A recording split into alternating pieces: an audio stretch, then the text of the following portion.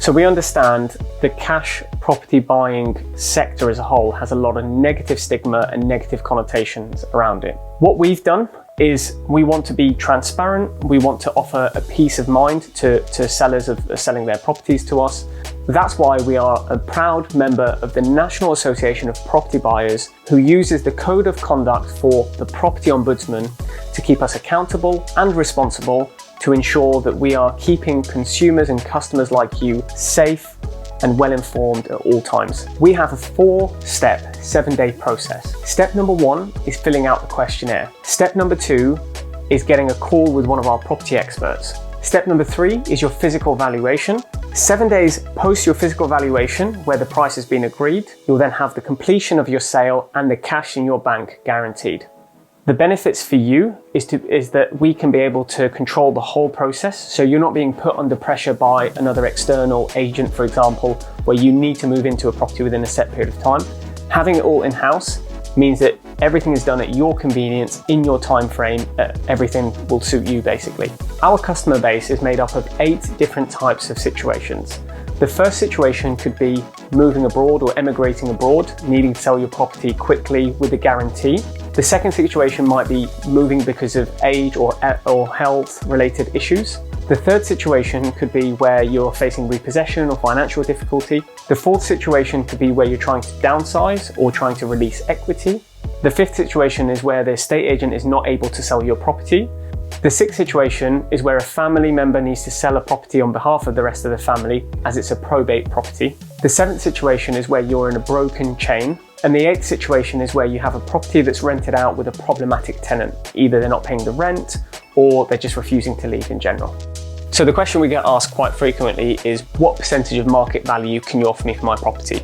And there's just way too many variables to give you an exact science as to how it would work without having the specifics about the property and your situation. However, one thing that we always ensure is that we are working in your best interest to make sure that you get the best possible price on your situation plus the property's current condition and situation as well. On the call, the whole purpose of it is to get as much information as possible about the property and about the situation. Because we do everything tailored to you, we need to understand what your time frame is, why is it that you're looking to sell, and also understand a bit more about the property so we can give you a more firm valuation. So the initial valuation that you're going to get is what we call just a very rough desktop valuation. If there's any further information that we need to know about the property, whether it's positive or negative, it just allows us to be able to be open and transparent with you from the beginning, because it's going to all be found out when the physical valuation goes ahead anyway. So this is just a very initial informal call where we just gather a lot more information and give you the initial desktop valuation.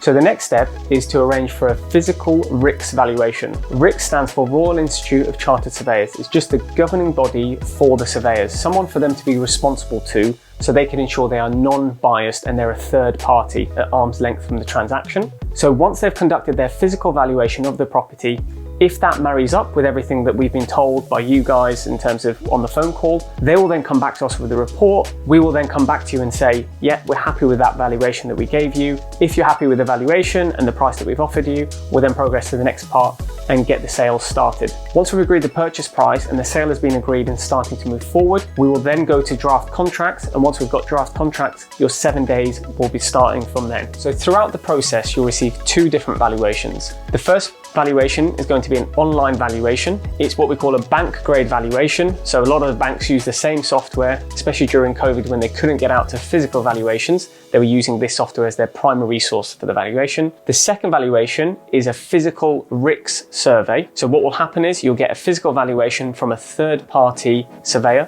Now they're at arm's length from the transaction and they are third party as they're regulated by RICS, which is the Royal Institute of Chartered Surveyors. Once we have both of those surveys, if they are both married up to each other and basically essentially mirroring what you've told us about the property, then we can agree a purchase price and then we can move on to the next steps post that, which is agreeing the purchase of the property and the sale of your property.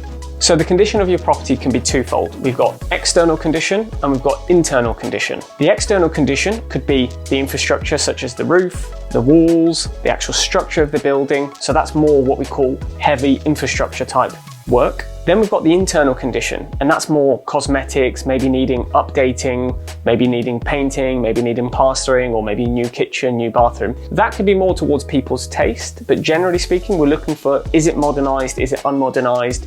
If it is modernised, how long ago was it modernised? And we're also looking at internal infrastructure such as electrics, boiler, heating, so everything that you would think about when you're looking at a property. So those are the general two different types of conditions that we're looking for. Now, the condition of the property can affect the value that you will receive at the end value, because ultimately if the property is going to require more work and more spend to get it up to a specific, what we call British standard, then that means we're going to have to factor that into the purchase price when we are buying the property from you. So if you need to release equity from your home, but don't want to be able to put the money down in buying another home because you need that money for other purposes, we can actually help you to find a home that you can rent out in the meantime. We've got a lettings agency and a lettings business where you will be you'll put on the priority list. If you've got any immediate homes available, we would offer that to you as a first point of call. If not, we'll put you on a waiting list, but you will have the priority. So as soon as a house gets freed up in the area or in the neighborhood that you're looking for, you'll be on the priority. And we have control over that whole process, so we will support you to be able to do the application, and also we'll put you forward to the landlord as well and make sure that you get favoured for that property. Usually if you have a problematic tenant who's refusing to pay or refusing to leave, you've got very, very limited situations, if not no situation, to be able to sell the property in, so that there's limited options in terms of who you can sell the property to, especially open market. And usually a lot of those property transactions will start and end up failing. So a large part of that will then come back to us or generally looking at the cash buying route. So the reason why we can buy that is because we have our own cash, so we're in control of that situation. We understand the situation, so we can take a view on things and take a more of a risk-based decision compared to all the other kind of open market sales methods.